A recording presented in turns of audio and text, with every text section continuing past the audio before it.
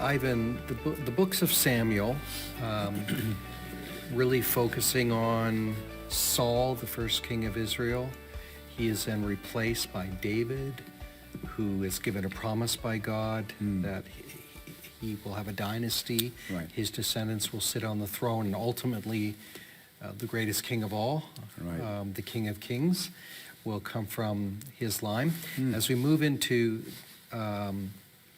Kings now, we move to David's son, Solomon, who succeeds him on the throne. And he's an interesting character. So can we talk just a little bit about Kings, Book of Kings and Solomon? Okay. So once again, it's good to know the basic outline of these books and the structure of these books in order to read them. And these two books, First and Second Kings, are very complex books. But if you understand the territory that they're covering, I think it'll be helpful. And here it is best to talk about periods, the periods that are covered in these books. So the books of Samuel and Kings together, 1 and 2 Samuel and 1 and 2 Kings, cover a period from the establishment of the monarchy to the loss of the monarchy, from the beginnings of the monarchy to the end of the monarchy. And Israel after the book of Kings, after the end of the book of Kings, which is 2 Kings 25, and the exile, it never really gets a monarchy back. There's really never a king that sits on Israel's throne. It's led then by priests and representatives and so forth. So let's look at this whole period from 1 Samuel to 2 Kings and look at the time period it covers. There are 5 periods that are covered in these books. Period 1 goes, we will call the period of the united monarchy. That is when north and south, the northern and the southern tribes are together, and Israel is being ruled by a monarchy that rules the whole of Israel. And there were 3 kings who ruled under that condition. And that was Saul, he ruled a united monarchy, and that was David, and that was Solomon. So that period goes from about 1095, I believe. 1095 is when Saul is anointed, to about 931 when Solomon's reign ends. So from 1091 to 931, just over 100, a little bit over 100 years period. And that period is covered from 1 Samuel 1 to 1 Kings chapter 13, literally. Period number 2 is the period of the divided monarchy. Because as soon as Solomon dies, his son Rehoboam takes the throne, and Rehoboam is a very foolish ruler. And as a result of his arrogance and his stupidity, he ends up alienating the northern tribes, and they rebel and they secede from the kingdom. And from his reign on, Israel is now a divided nation. You have the northern tribes who take on who are referred to as Israel, and you have the southern tribes, 2 tribes really, Judah and Benjamin, who are referred to as Judah. That period goes from about 931 when Solomon died to 722 BC when Assyria comes, the foreign nation Assyria comes and wipes out the northern kingdom. And so that ends the period of the divided monarchy because Assyria is gone, Israel in the northern kingdom is gone. And so that ushers in period number 3, which is Judah alone,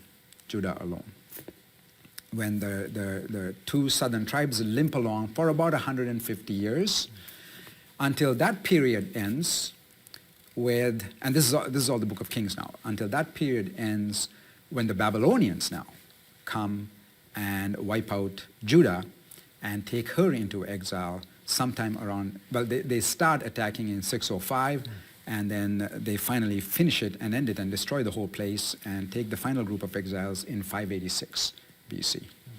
So about 150 years between 722 and 586. And now Israel is in exile. And that brings the next part. Now, Kings ends at that point. The history of Kings ends at that point. The other historical books, Chronicles, then takes over, and you have periods 4 and 5. Period 4 is Israel in exile in Babylon. And those are covered by the book of Esther and by the books of, the early books of Chronicles. The final period is, so that period, I should say, the period of exile.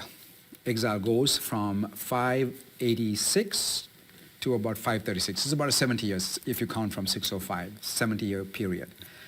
But then what happens to Babylon is they're conquered by the Medo-Persian Empire, by the King Cyrus. And King Cyrus, his philosophy is release all the captives to go back to their own nations. And he actually writes an edict that we actually have. It's in the British Museum. And the Edict of Cyrus results in the Israelites coming back to their land. And so that ushers in the final period, which is Judah back in the land.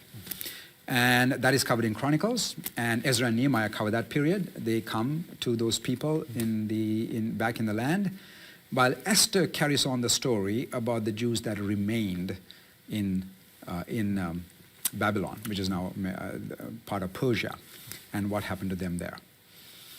So in all of this, Solomon is the last ruler of the United Kingdom, and also a very tragic figure, because as you know, he started off very, very wise. He asked for wisdom from God to rule the people, and God gave him the wisdom.